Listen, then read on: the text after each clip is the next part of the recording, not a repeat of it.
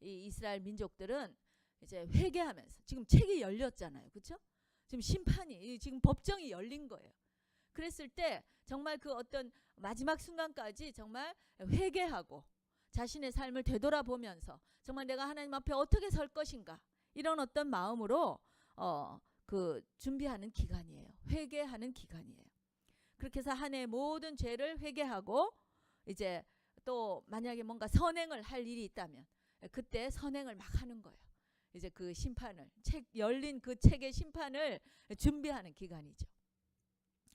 그리고 이제 마침내 대속죄일이라고 하는 이 욤키푸르가 오면은 그날에는 이제 성경적으로는 이게 심판의 날, 혹은 구속의 날. 여러분, 심판과 구속, 구원은 사실 동전의 양면과도 같은 것이죠. 그래서 우리 같이 이제 이미 믿은 자들은 그 날이 어떤 날이에요? 은혜의 날, 혹은 주 예수 그리스도의 날. 바로 하나님을, 예수님을 페이스 투 페이스, 얼굴과 얼굴을 마주하는 날. 그런가 하면 믿지 않는 자들에게는 놀라운, 무서운 날, 두렵고 떨리는 날. 구약의 표현대로 하면 그 권능의 날, 두렵고 떨리는 날이에요. 심판의 날이에요. 근데 이 날이 같은 날이에요. 근데 두 이 관점으로 다른 관점으로 보는 한 날인 것이죠. 그 구속의 날. 그래서 이 날은 사실 이스라엘 민족 중에 가장 말하자면 거룩한 날, 안식일 중에 안식일이고, 그날은 유일하게 유대인들이 하루 종일 금식하는 날이에요. 하루 종일 금식하라고 하나님께서 명령하신 날이에요. 자의적으로 금식한 게 아니라 이 날은 모든 군인들조차도 금식하는 날이에요. 그래서 사실 제4차 중동전쟁이 다 금식하고 군인들도 금식하고 아무것도 하지 않고 이제 이렇게 스스로를 괴롭게 하고 있는 이런 날인데 시리아에서 쳐들어왔죠. 그날. 근데 참 재밌게도 성경에 보면 이 날은 군인들도 다 금식하라. 근데 이 날에 만약에 다른 열방들이 너희를 쳐들어오면 그거는 내가 하겠다. 이렇게 약속된 날이거든요. 근데 그 시리아에서 사실 쳐들어왔어요. 결과는 어떻게 됐을까요? 처음에는 굉장히 이제 몰렸죠. 그러나 결국은 하나님이 하심으로 말미암아 이스라엘이 큰 승리를 얻게 된 4차 전쟁. 이런 일도 있어요. 그 욤키푸르예요. 욤키푸르. 근데 이 욤키푸르는 바로 대속죄일. 이 날은 유대 전승에도 하나님을 얼굴과 얼굴을 마주대서 보는 날이다 그랬어요. 그것이 바로 우리가 기다리는 재림의 날이죠. 예수님이 다시 오시는 날. 근데 이때 다시 오시는 우리 재림하시는 예수님은 어린 양으로 와서 힘없이 십자가에 달려 돌아가시는 그런 예수님의 모습이 아니라 어떤 모습? 사자의 모습입니다. 사자. 그래서 심판주로 오시고 이 모든 하나님을 대적하는 이 모든 열방을 심판하시는 그러한 사자의 모습으로 오시는 거예요. 우리 아까 찬양할 때 어린 양, 사자와 어린 양, 사자와 어린 양. 예수님의 바로 두 모습이에요. 이제는 사자로 오실 예수님을 기다리는 때입니다. 그래서 바로 이 주님 오시는 날이고요. 또 아까 이 책을 여는 날에 이제 대비해서 책을 덮는 날이에요. 책을 덮는 날. 즉 이제는 더 이상의 기회는 없는 거. 이 날은 바로 심판의 날입니다. 예. 그리고 이제 5일이 지나면 그래서 이제 다시 오신 예수님께서 이제 5일 동안 사실 이 많은 열방을 이제 다 심판하시고, 그렇죠? 그리고 이제 마침내 하나님의 구원 역사가 완성되어지는 것을 예표하는 초막절, 즉 장막절, 텐트절이라고 하는 이 수컷을 지키게 돼요. 일주일 동안. 이때는 그 띠이 rejoice입니다. 기뻐하라, 즐거워하라. 이 하나님의 모든 역사를 기뻐하라, 찬양하라, 함께 즐기라는 것입니다. 그래서 이 나팔절, 대속죄일, 그리고 초막절, 이것이 이 가을 절기예요. 이제 앞으로 예수님께서 오시는 그때에 이제 완성되어질 그러한 절기들입니다. 지금 우리는 지난주 월요일부터 시작한 나팔절에서 이제 다음 주 수요일에 있을 이 대속죄일 사이에 있습니다. 그렇다면 제가 아까도 설명드린 것처럼 이 기간은 뭐 하는 기간이라고요? 책이 열렸고 책이 닫힐 이 기간에 우리가 있는 거예요. 이 기간은 바로 그 대속죄일에 다시 오실 우리 주님을 기다리면서 그 기간을 준비하는 기간입니다. 자, 나팔은 울렸어요. 나팔은 경고의 나팔입니다. 여러분, 저와 여러분은 이 나팔 소리를 들으셨습니까? 예? 들으셨어요? 경고의 소리를 들으셨습니까? 100번이나 울리는데 네, 저는 우리가 충분히 지금 듣고 있다고 생각합니다. 믿으십니까? 예수님께서 마지막 때의 징조는 무엇이냐 그랬을 때 뭐라고 하셨어요? 모든 이 천재지변들, 각처의 전쟁과 지진과 또의 모든 이런 재난들, 기근과 저와 여러분 이걸 계속 뉴스로 지금 듣고 있죠. 지금도 이 미국 동부는 플로렌스라고 하는 허리케인이 지금 지나가고 있어요. 미리 그래도 대피를 아주 잘했죠. 제 생각엔 나팔 소리를 잘 들은 것 같아요. 그죠? 그래서 잘 그래도 그나마 많은 피해자를 줄이고 있는 것 같아요. 필리핀에서도 지금 엄청난 또 태풍이 와가지고 지금 다 뭐 난리가 나지. 일본에서도 지진이 일어났고 이런 일들은 지금 나날이 이제 웬만한 정도는 이게 뭐 나팔 소리 같지도 않아요. 그렇죠?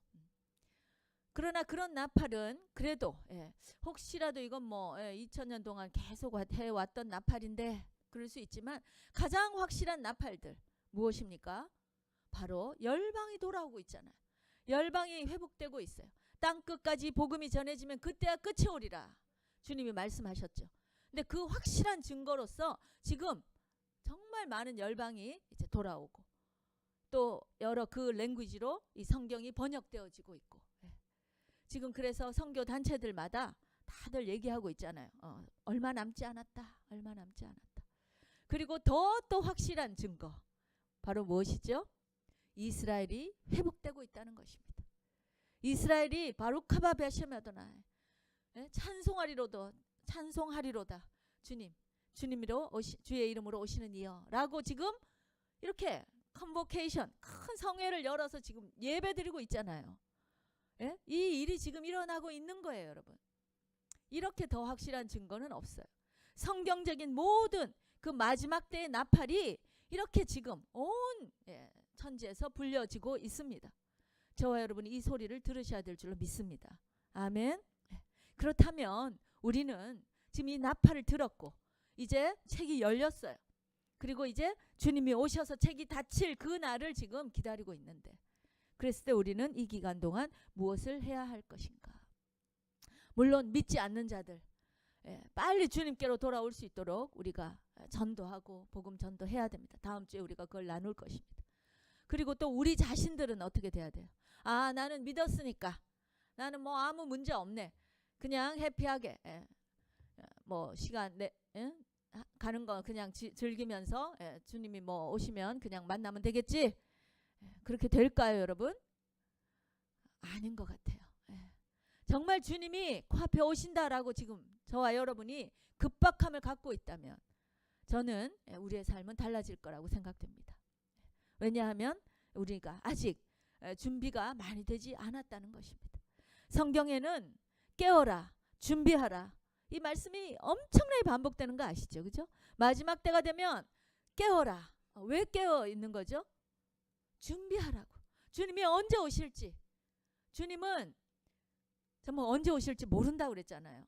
그래서 그냥 가만히 있으면 강도처럼 오게 된다라고 성경은 얘기해요.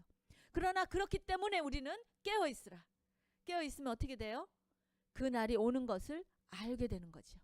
그죠? 준비할 수 있는 거예요. 그래서 준비하는 자들에게는 주님이 강도같이 오시지 않는다는 거예요. 도적같이 오지 않는다는 거예요. 준비되어 있어야 되는 거예요. 여러분 열처녀의 비유 아시죠? 등잔에 기름을 준비해야 되는 거예요. 준비하지 않고 있으면요 슬피 울며 이를 갈미 있으리라. 우리는 그 뜻이 정확하게 뭔지는 모르겠어요. 뭐 우리가 뭐 지옥을 간다 이런 뜻은 아닌 것 같아요. 분명히. 그럼에도 불구하고 믿는 자들 가운데도 준비하지 않고 있다면 그 열처녀는 교회를 예표하는 거니까 믿는 자들이에요. 믿는 자들 중에도 충분히 준비하지 못해서 슬피 울며 이를 가는 일이 있을 것이다 라고 성경은 경고하고 있는 거예요. 그래서 지금 이 시간은 저와 여러분이 정말 주님이 다시 오실 때 우리는 어떤 모습으로 우리는 신부잖아요. 신랑이 지금 오신다는데 우리는 어떠한 신부의 모습으로 준비되어야 할 것인가. 오늘 이 기간은 바로 저와 여러분이 회개하며 우리를 돌아보는, 스스로를 examine하는 셀프 examination의 기간이다. 저는 그렇게 말씀드리고 싶어요. 여러분, 우리 현대 교회의 가장 큰 문제점은, 우리는 정말 은혜도 많이 받았고 또 했지만 그럼에도 불구하고 현대 교회의 가장 큰 문제점이 바로 이 복음을 제대로 이해하지 못한다는 것입니다. 소위 반쪽짜리 복음을 가지고 우리가 어쩌면 지금 잘못된 길로 가고 있을 수도 있다라는 것입니다. 여러분, 믿기만 하면 돼. 들어보셨죠? 믿기만 하면 구원받아. 또 한 번 믿으면 영원히 가. 한 번 믿으면 영원한 구원이야. 그 말씀이 맞습니까? 맞습니까? 그 말씀이 맞을 수도 있고 완전히 틀렸을 수도 있습니다. 믿는다는 것이 무엇인가에 대한 정의가 확실해야, 그것이 정말 그 올바른 믿음이라면 맞아요. 그 올바른 믿음으로 우리는 끝까지 구원에 이르는 것입니다. 그 올바른 믿음이 확실하다면 우리는 구원받는 거예요. 그렇다면 그 믿는다는 것이 도대체 무엇이냐는 것이죠. 그것을 교회가 제대로 가르치지 않는 것 같아요. 그냥 예수님이 날 위해서 십자가에 돌아가셨지, 그래서 정말 나는 이제 영원히 구원을 얻어, 이거를 머리로만, 어떤 지식으로만 얻는 거, 그래서 그걸 지적인 동의하는 것을 믿음이라고 이렇게 잘못 착각하고 있는 것입니다. 물론 시작은 그렇게 할 수 있어요, 여러분. 그러나 정말 올바른 믿음, 구원에 이르는 믿음, 참 믿음은 그 지적 동의에서부터 시작해서요, 정말 이제는 정말 참 믿음으로 이르게 되는 것인데, 그 참 믿음의 정의는 바로 아브라함의 그 믿음의 자취를 존든 것이에요. 여기도 보면은 이 세례 요한이 사람들에게 뭐라고 그랬죠? 너희들이 아브라함의 자손이라고 말하지 마라. 돌들도 아브라함의 자손 될 수 있겠다, 너희 같다면. 지금 이렇게 말하는 거잖아요. 아브라함의 자손이 바로 구원받는 믿음의 하나님의 자녀들인데, 어떤 자들이 바로 아브라함의 자손인가 했을 때 로마서 또 뭐 히브리서 다 말씀합니다. 아브라함처럼 그 믿음의 삶을 그대로 쫓아가는 자, 아브라함의 믿음을 쫓아가는 자, 그것이 바로 아브라함의 믿음을 가진 자다. 참 믿음자다. 여러분, 사도 바울이 말하고 있는 믿음하고 또 야고보서에서 야고보 사도가 말하는, 야고보 그 감독이 말하는 그 믿음, 행위가 따르지 않는 믿음은 죽은 믿음이다 했을 때 그 믿음, 다른 믿음이 아니에요. 같은 믿음이에요. 바로 예수님께서 하신 말씀에 그 믿음, 히브리서의 말씀, 믿음 다 같은 믿음이에요. 바로 어떤 믿음입니까? 믿는다면 바로 삶으로 드러나는 믿음이다. 아멘이십니까? 그것이 믿음이에요. 저와 여러분이 그 믿음이 있으십니까? 그 믿음이 있으시다면 그러면 우리는 지금 구원의 길로 가고 있는 것입니다. 그래서 바로 여기서 지금 이 요한이 그 이스라엘 백성들을 아주 꾸짖으면서 하는 말이, 너희들이 믿는다 하면서 전혀 그 믿는 그 열매들이 나타나지 않는구나. 그렇다면 너희는 아직 믿는 거 아니다 라고 얘기하는 거예요. 그러면서 회개하라, 회개하라. 우리는 저 사람이 구원받았을까? 저 사람은 구원받은 사람이 아니야. 그 사람의 행동을 가지고 우리가 막 이렇게 저지하고 이렇게 해서는 안 돼요. 알 수도 없어요. 우리는 그 사람이 정말 구원받는 자인지 어떤지 우리는 알 수 없어요. 그러나 우리 스스로는 점검해 봐야 되는 거예요. 다른 사람들 판단할 그런 지금 시간이 없어요. 그런 어떤 여유가 없어요. 저와 여러분이 나는 정말 구원받은 하나님의 자녀가 맞는가? 이것을 심각하게 고민해야 되는 것입니다. 그랬을 때 그러면 어떤 자들이, 그러면 어떤 자가 정말 나는 정말 믿는 자인가? 이것을 성경에서는 여러 가지로 테스트 해보라고 나와 있어요. examine 해보라는 거예요. 조사해보라는 거예요. 진정한 회개, 회개는 바로 이 복음을 받아들이는 거죠. 그렇죠? 정말 내가 회개했다면, 회개라는 건 뭡니까? 저와 여러분이 정말 죄인이구나. 내가 정말 어쩔 수 없는 죄인이구나. 나는 살인도 하지 않았고 나는 남의 걸 훔치지도 않았는데 내가 무슨 죄인이야? 아직도 그렇다면 좀 더 기도하셔야 돼요. 정말 한번 주님께 울부짖으며 회개의 영을 달라고 기도하셔야 돼요. 내가 정말 어쩔 수 없는 죄인이구나. 나는 이 살인한 시리얼 킬러보다 100배는 더 나쁜 자구나 라는 것을 깨달을 수 있어야 돼요. 우리 주님께서 뭐라고 하셨어요? 형제를 미워하면 이미 살인한 거다. 내가 꼭 칼로 총으로 뭐 이렇게 죽이지 않아도 이미 저는 그렇습니다. 저는 얼마나 많은 형제를 미워했는지 몰라요. 얼마나 지금도 그런 때가 있어요. 이미 하나님 보시기에는 엄청난 살인자예요. 제가 이것을 정말 뼈저리게 나는 어쩔 수 없는 죄인이구나. 내가 이렇게 겉으로 서서 여러분들에게 목사라고 하나님 말씀을 전한다 하지만 제 안에 얼마나 이 정말 뿌리 깊은 이 죄악과 이것에 대해서 제가 끊임없이 뼈저리게 느끼는 거예요. 정말 나는 어쩔 수 없는 죄인이구나. 그런데 복음이라고 하는 것은 무엇인가? 바로 이것을 깨달으면서 그래서 이 예수님이 필요하구나. 그래서 예수님밖에 없구나. 이거를 깨닫는 거예요. 그래서 이 십자가가 바로 은혜고 사랑인 거예요. 사랑. 어떻게 주님은 이 나 같은 죄인을 이렇게 교만하고 이렇게 정말 볼품없는 정말 부끄럽기 짝이 없는 이 인간을 사랑하셔서 십자가에 하나님의 아들이신데 그분이 십자가에 달려 돌아가셨는가? 내 죄를 사시기 위해서. 이것이 정말 이렇게 머리로가 아니라 여기로 깨달아져야 되는 거예요. 정말 이게 깨달아져서 이 마음판이 이제는 바뀌는 거예요. 여러분, 복음을 받는다는 것은 율법을 받는 것과 다른 거죠. 이 아까 우리가 그 율법이 나를 그리스도께로 인도하는 모황 선생이다라고 가르쳐 준 것은 이 율법만 가지고는 하나님이 이 돌판에다가 새겨준 이 율법을 가지고는 우리가 그냥 그것을 지키려고 아무리 애를 써봐도 안 되더라는 거죠. 또 왜 안 되나 봤더니 내 마음이 이 마음판이 변하지 않은 거예요. 여전히 나는 하나님 앞에 교만한 자, 불순종한 모기, 뻣뻣한 자인 거예요.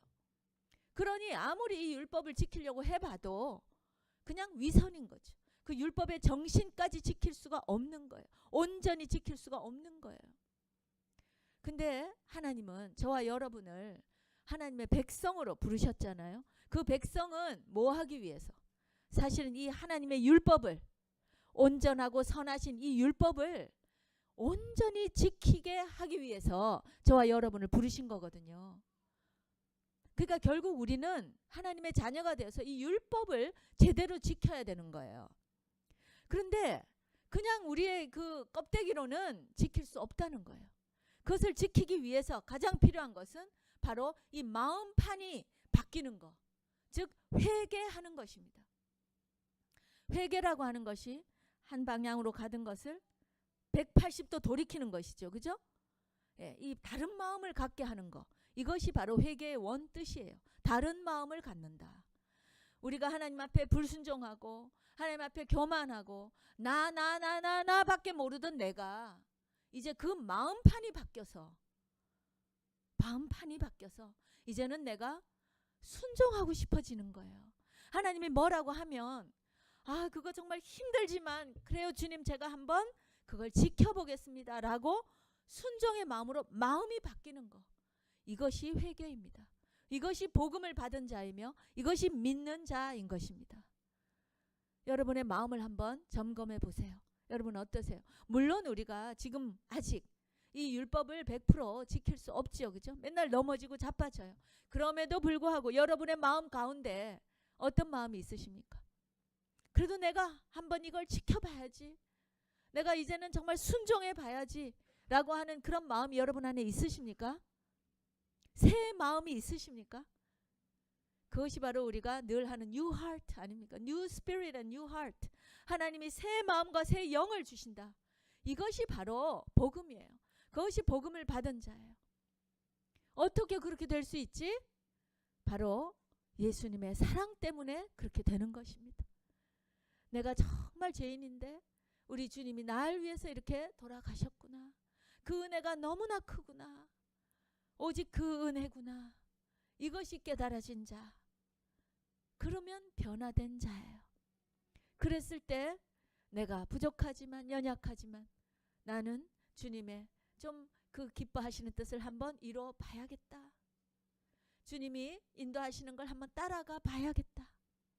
이게 나에게 엄청난 손해가 있지만 그럼에도 불구하고 나는 주님께로 한번 좀 내려놔 봐야겠다. 이런 거예요. 이런 것이 바로 믿음의 삶인 것입니다. 회개한 자의 마음인 것입니다.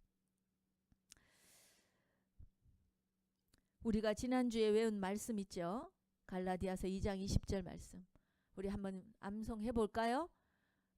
시작. 내가 그리스도와 함께 십자가에 못 박혔나니 그런즉 이제는 내가 사는 것이 아니요 내 안에 그리스도께서 사시는 것이라.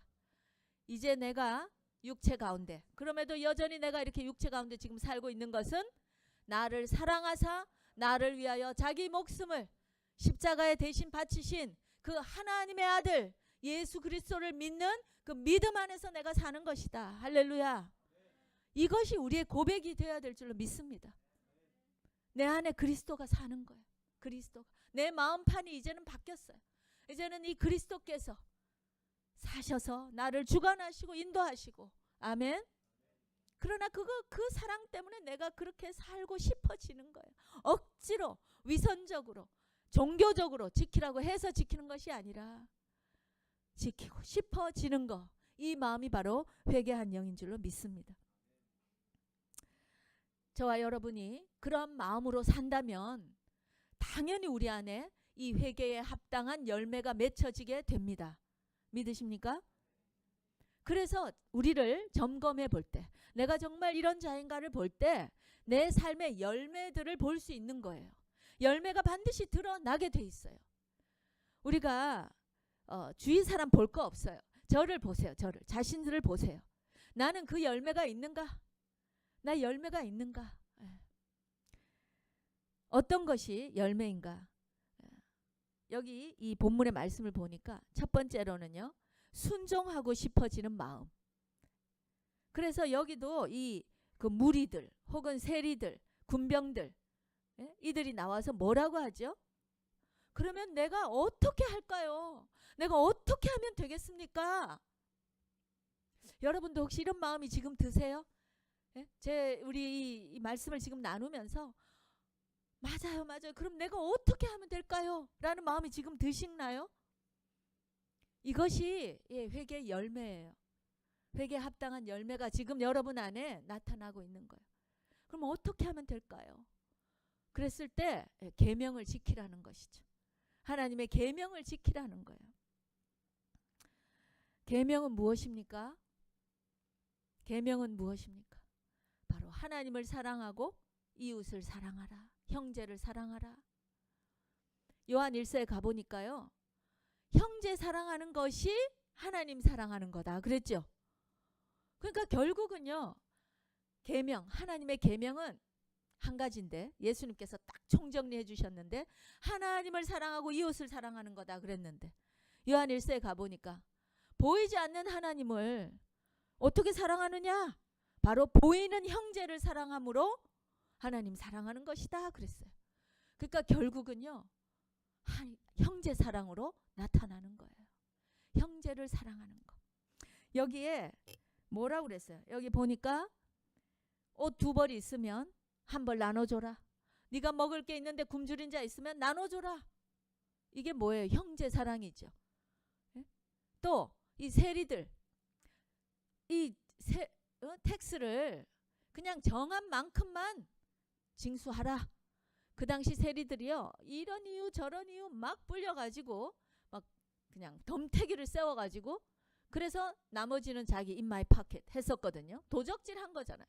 형제들을 속이고 도적질하고 이런 거잖아요. 근데 그거 하지 말라는 거예요. 10계명에 그대로 있는 거 아니에요. 도적질 하지 마라. 이웃의 것을 탐내지 마라. 그리고 군병들한테도 뭐라고 그랬어요? 나쁜 짓 하지 말고 속이지 말고 네가 받는 거 월급 그거 족한 걸로 여겨라. 남의 거 탐내지 마라. 결국 굉장히 심플한 것이죠. 그렇죠? 여러분, 저와 여러분이 계명을 몰라서 못 지킵니까? 네? 정말 모르시면 저한테 오세요. 한번. 우리 사실은요 다 알아요. 상식적으로도 알 수 있는 거예요. 알 수 있는 거예요. 율법은 어렵지 않아요. 쉬운 거예요. 쉬운 거예요. 우리 요한 1서 3장 23절에서 24절 한번 계명이 무엇인지를 요한 사도가 잘 얘기하고 있습니다. 우리 한번 읽어볼까요? 시작. 그의 계명은 이것이니 곧 그 아들 예수 그리스도의 이름을 믿고 그가 우리에게 주신 계명대로 서로 사랑할 것이니라. 그의 계명들을 지키는 자는 주 안에 거하고 주는 저 안에 거하시나니 우리에게 주신 성령으로 말미암아 그가 우리 안에 거하시는 줄을 우리가 아느니라. 할렐루야. 아멘. 또 요한일서 3장 14절에서 19절. 그렇다면 구체적으로 그 형제를 사랑한다는 거 무엇인가 나와 있습니다. 시작. 우리가 형제를 사랑함으로 사망에서 옮겨 생명으로 들어간 줄을 알거니와 사랑치 아니하는 자는 사망에 거하느니라. 그 형제를 미워하는 자마다 살인하는 자니 살인하는 자마다 영생이 그 속에 거하지 아니하는 것을 너희가 아는 바라. 즉 형제를 사랑하지 않으면 이미 이거 아직 구원받지 못한 자들이라는 거죠. 그러면서 자 그가 우리를 시작.